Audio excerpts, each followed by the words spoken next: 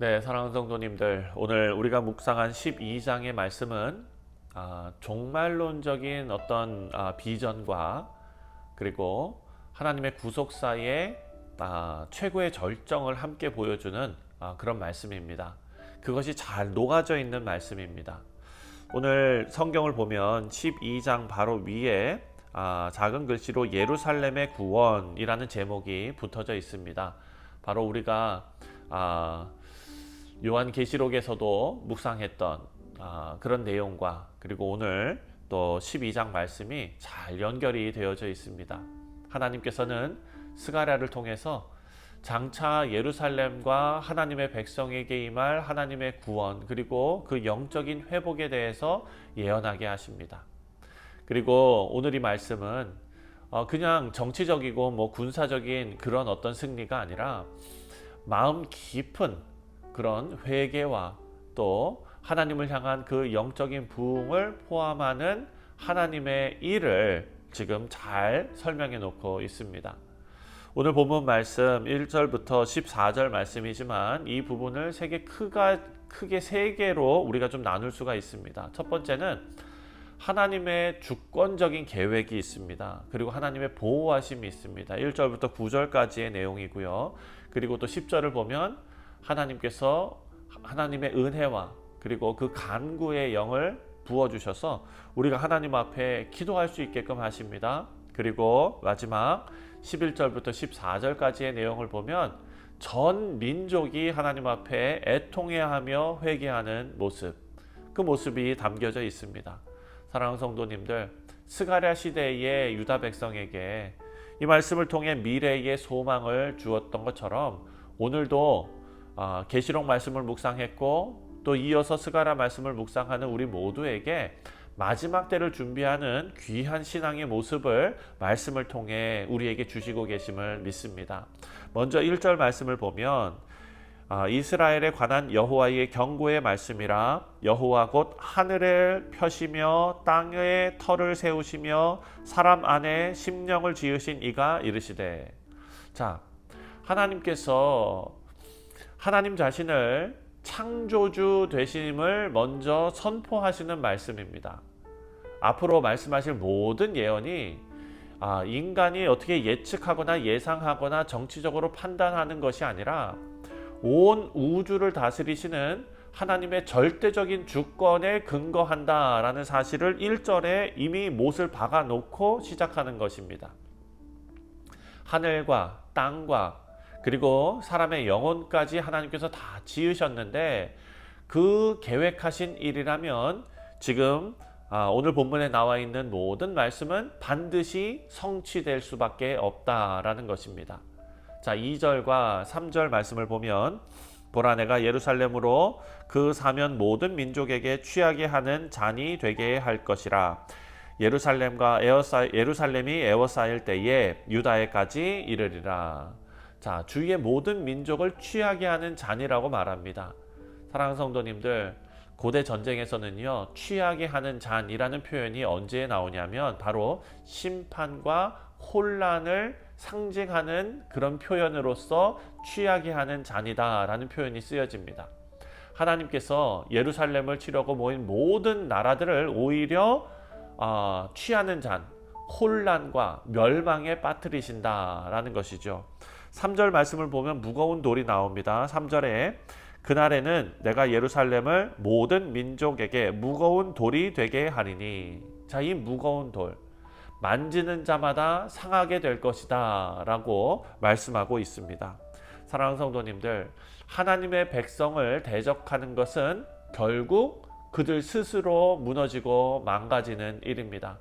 역사를 돌아보면 하나님의 구속의 계획을 거스르는 세력은 언제나 스스로 무너졌습니다. 하나님의 주권 가운데 있기 때문입니다.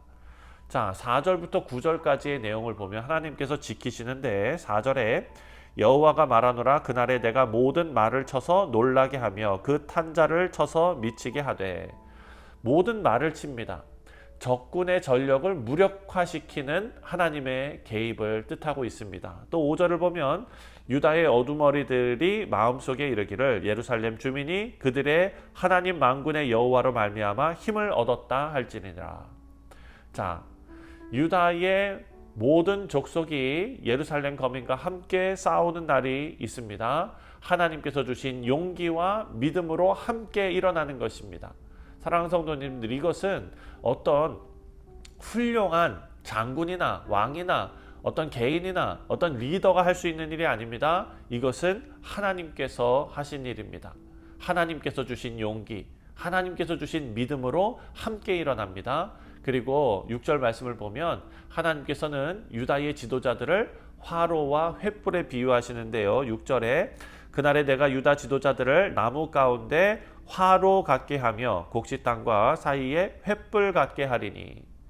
궁극적으로 승리를 주시는 주체가 하나님이십니다. 사랑하는 성도님들, 주위의 민족을 불사르는 것처럼 승리하게 하신다라는 말씀입니다. 그날에 내가 예루살렘을 치러 오는 모든 이방 나라들, 그런 나라들을 멸하기에 힘쓸 것이다 라고 하나님께서는 약속하십니다. 9절에 예루살렘을 치러 오는 이방 나라들을 그날에 내가 멸하기를 힘쓰리라. 교회가 세상의 핍박 속에서도 결국 하나님의 능력으로 보호받고 승리받게 될 수 없는 그런 상황을 하나님께서 알려주시는 것입니다. 그리고 이제 10절 말씀을 보면은요, 이제 하나님 앞에 은혜와 간구의 영을 하나님께서 부어주시는 것을 정말 기록해 놓고 있습니다. 10절에 내가 다윗의 집과 예루살렘 주민에게 은총과 간구하는 심령을 부어주리니. 은총과 간구하는 심령. 이제 이 장면이 전쟁과 승리에서 영적인 부흥으로 장면이 싹 바뀌어 나가는 것입니다. 은총과 그리고 간구하는 심령. 은총의 영은 하나님의 무조건적인 사랑과 그리고 하나님의 자비를 깨닫게 하시는 심령의 역사입니다.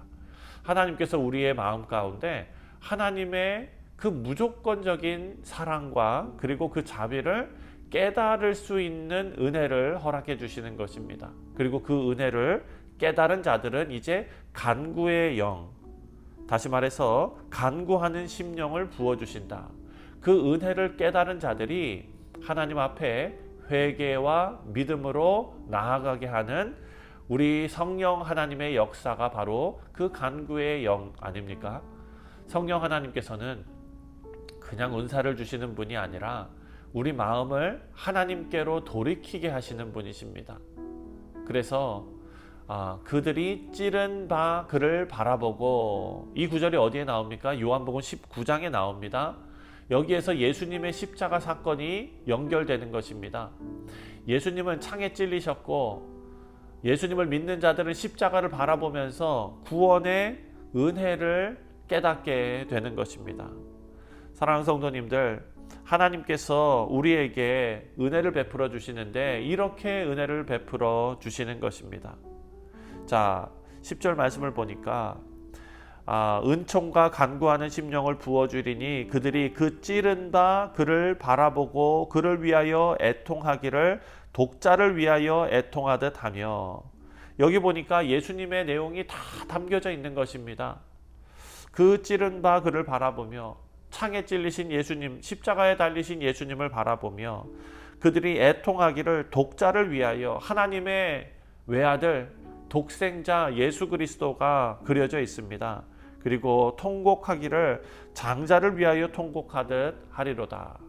이 스가랴의 예언이 하나님의 백성들이 메시아를 거부하고 십자가에 못 박았지만 성령의 역사로 다시 그 그리스도 메시아를 바라보면서 회개하게 될 것을 지금 미리 기록해 놓은 것입니다. 사랑하는 성도님들, 회개는 억지로 하는 것이 아닙니다. 형식적인 행동이 아닙니다. 가장 사랑하는 사람을 잃었을 때 느끼는 그 깊은 애통이 바로 회개의 모습이었던 것입니다. 이것은 죄책감이 아니라 하나님의 사랑을 깨달았을 때 가능한 일입니다. 그리고 이 일은 이제 온 민족의 애통과 회개로 이어지게 됩니다. 11절부터 14절까지의 말씀입니다. 11절 말씀을 보니까 그날에 예루살렘에 큰 애통이 있으리니 무기또 골짜기 하다드림못에 있었던 애통과 같을 것이라. 자, 무기또 근처의 골짜기입니다. 여러분 역대하 말씀을 보면 요시야가 전쟁에서 죽습니다. 애굽의 끝까지 저항에다가 무기또 항쟁, 거기에서 요시야 왕이 목숨을 잃습니다. 온 유다가 깊이 슬퍼했던 사건이죠. 스가랴는 이 슬픔을 비유로 해서 장차 이스라엘이 우리 주 예수 그리스도를 거부한 그 죄를 깨닫고 그리고 이들이 경험하게 될 슬픔이 바로 오늘 본문에 나오는 이 슬픔과 연결을 하고 있는 것입니다. 12절부터 14절까지의 내용을 보면 집집마다 애통한다 라는 말이 나옵니다.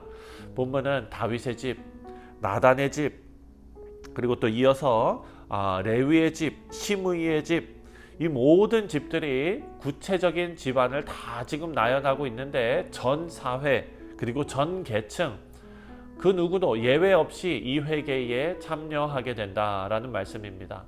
사랑하는 성도님들, 회개의 특징은 어떤 소수 사람들만 하는 것이 아니라 모든 사람들에게 필요한 은혜의 반응이다라는 것을 알 수가 있습니다.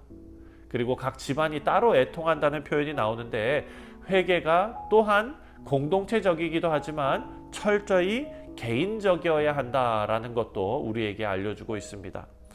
오늘 12장을 통해서 우리가 세 가지를 생각했습니다. 사랑하는 성도님들, 하나님의 승리는 반드시 영적인 부흥을 동반한다라는 사실을 알 수가 있습니다. 전쟁에서 승리하는 것보다 중요한 것은 그 승리를 주신 하나님 앞에 돌아오는 것입니다. 이것이 바로 영적인 부흥입니다. 두 번째로 회개는 성령 하나님의 은혜로 시작이 된다라는 것입니다. 은혜와 간구의 영이 오늘 본문에 기록되어져 있습니다. 그것이 우리에게 부어질 때 우리는 십자가를 바라보고 참된 회개를 경험하게 될 것입니다. 마지막으로 참된 회개는 전 공동체, 온 집안, 전 공동체를 변화시키지만 또한 동시에 개인적인 변화도 가지고 옵니다. 가정과 교회가, 사회가 변하려면 어떻게 해야 됩니까? 각 사람의 마음에서 회개가 일어나야 할 것입니다. 사랑하는 성도님들, 말씀을 맺습니다. 오늘 이 아침에 우리 주 예수 그리스도의 은혜와 간구의 영이 우리 가운데 임하기를 바랍니다. 그리고 우리 모두 각 사람의 마음을 하나님께서 새롭게 하시고 또 우리의 가정과 개인과 그리고 교회와 사회가 진정한 회개와 또 영적인 부흥을 경험하게 되기를 주님의 이름으로 축원드립니다. 기도하겠습니다.